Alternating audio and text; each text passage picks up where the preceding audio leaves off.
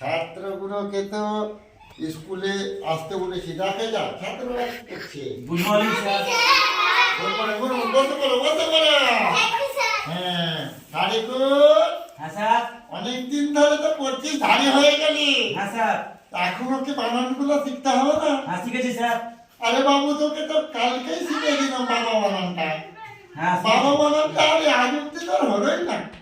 কি করে পড়ছি বাবু? স্যার পড়েছি রাতে। আরে একটু ভালো করে বানানগুলো কর দেখি। কালকে তো তোকে বাবা বানান করতে বলেছিলাম, বলতো বাবা বানানটা কিভাবে হবে?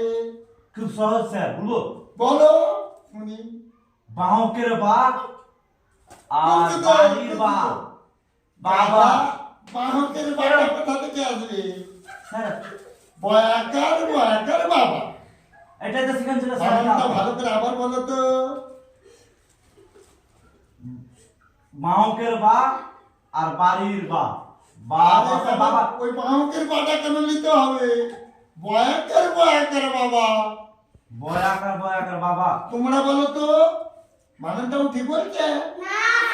তোমরা একবার ভালো বানান করে শোনাও তো।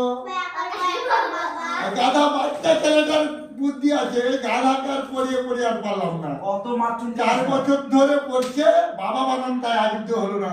এই গাধাকে কি করে পড়াবো বলো তো? বলো। আতা গাছে তোতা পাখি, ডালিম গাছে টিয়া। 16 বছরের আগে আমাদের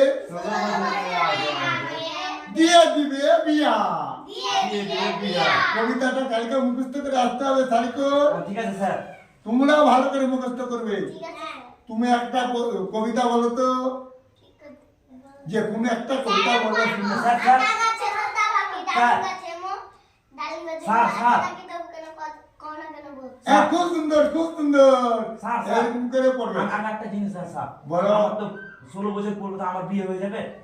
গাধা বিয়ের জন্য লাফালাফি, বিয়ের জন্য লাফালাফি। আরে গাধা, আপনি তো বলছেন 16 বছর এটা বিয়ে দিবেন। কবিতা।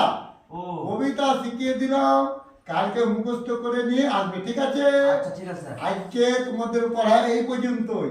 হ্যাঁ, কালকে আবার সুন্দর করে পড়ে আসবে, আবার পড়া হবে, ঠিক আছে?